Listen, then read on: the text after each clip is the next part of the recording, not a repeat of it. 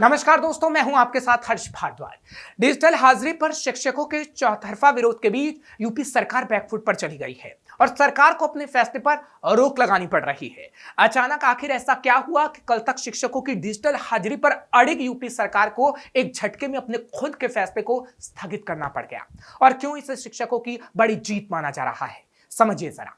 UP में जिस तरीके से सरकार ने मास्टर जी की डिजिटल हाजिरी लेने के लिए कदम आगे बढ़ाए थे, उतनी तेजी से इस मामले में सरकार को अपने कदम पीछे खींचने पड़े हैं। दरअसल डिजिटल हाजिरी को लेकर शिक्षक संघ ने मुख्य सचिव मनोज कुमार सिंह से मुलाकात की और मुख्य सचिव मनोज कुमार सिंह ने आश्वासन देते हुए कहा है कि एक कमेटी बनाकर समस्या का समाधान किया जाएगा।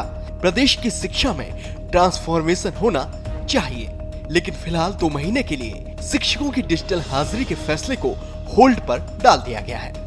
दरअसल प्रदेश भर में शिक्षक लगातार डिजिटल हाजिरी के फैसले से खफा थे और जगह जगह शिक्षक या तो काली पट्टी बांधकर काम कर रहे थे या फिर शांतिपूर्ण प्रदर्शन के जरिए सरकार की डिजिटल हाजिरी के खिलाफ विरोध जाहिर कर रहे थे।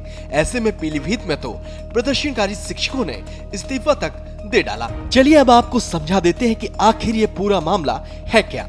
दरअसल प्रदेश में बेहतर शिक्षा व्यवस्था के लिए शिक्षकों की जवाबदेही तय की जाए, इसलिए बेसिक शिक्षा विभाग ने सभी बेसिक स्कूलों में 2-2 टैबलेट उपलब्ध करवाए हैं, जिनके जरिए शिक्षकों को स्कूल खुलने के 15 मिनट पहले और बंद होने के 15 मिनट के अंदर प्रेरणा ऐप पर डिजिटल अटेंडेंस दर्ज करवानी होगी, यानी कि डिजिटल हाजिरी दर्ज करवानी होगी।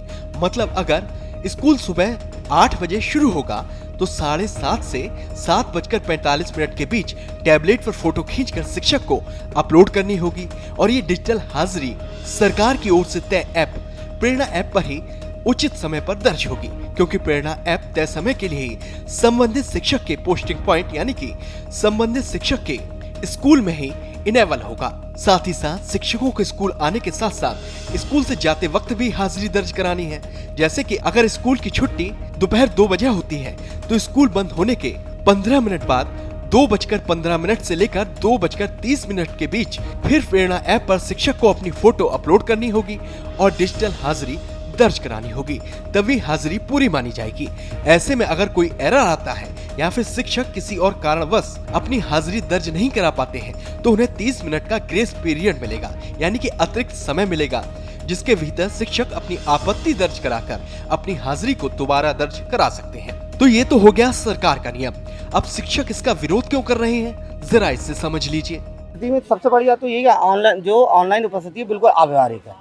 जैसा कि मैंने बताया था कि हम लोग 7 मांगे हैं, हम ऑनलाइन उपस्थिति के विरोध में बिल्कुल नहीं है।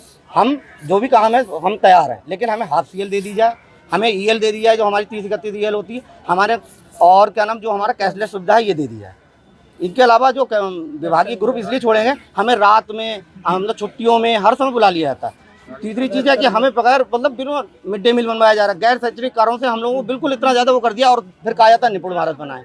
यही सब समस्या, इसीलिए विभागीय ग्रुप भी छोड़ रहे हैं हम लोग और हमारा बाकी कोई नहीं। गैर शैक्षणिक कार्य जैसे मिड डे मील, उसके लेके अब जैसे सोमवार होता फल लेके आओ, सब्जी लेके आओ और दूध लेके आओ, इन चीज़ों में भी तो देर होगी और उसमें मतलब टीचर करे उनका ही काम, लेकिन अपना वो पता चले वेतन कटवा बैठे। तो इन कार्यों से हमें मुक्त कर दिए, जनगणना और यानी कौन सी गणना कराया जाए। साथ ही साथ शिक्षकों के बीच एक डर ये भी है कि अगर टेक्निकल एरर के चलते उनकी उपस्थिति दर्ज नहीं होती है और ऐप पर आपत्ति दर्ज कराने के बाद भी उनकी कोई सुनवाई नहीं होती है, तो ऐसे हालात में उनके साथ नाइंसाफी की काफी हद तक गुंजाइश है, क्योंकि हाजिरी की डिजिटल प्रणाली में सब कुछ प्रेरणा ऐप पर ही होगा। ऐसे में शिक्षक किसके पास जाएंगे, किसके पास अपना पक्ष रखेंगे, ये सवाल भी शिक्षकों को लगातार डरा रहा है। जो ऐप है सबसे बड़ी तो इसी में कमियां हैं बहुत सारी, कि कई बार हम मानव संपदा पे अपनी लीव डालते हैं और वो लीव हमारी स्वीकृत हो जाती है।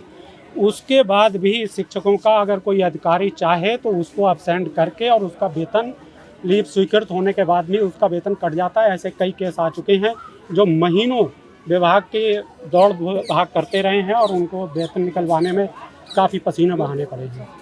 आज की ही बात ले लें तो आज सुबह कई लोगों ने मानव संपदा पे अपनी छुट्टी लेनी चाहिए, लेकिन मानव संपदा पोर्टल काम नहीं कर रहा था और उनकी छुट्टी नहीं ले पाए। इसी तरह से अगर ऑनलाइन उपस्थिति में ये समस्या रही तो वो तो लग ही नहीं पाएगी और शिक्षकों का वेतन कटता रहेगा। शिक्षक बता रहे हैं कि सरकार ने नियम बनाते वक्त टेक्निकल पॉइंट्स पर फोकस नहीं किया, न ही स्थानीय समस्याओं पर ध्यान दिया।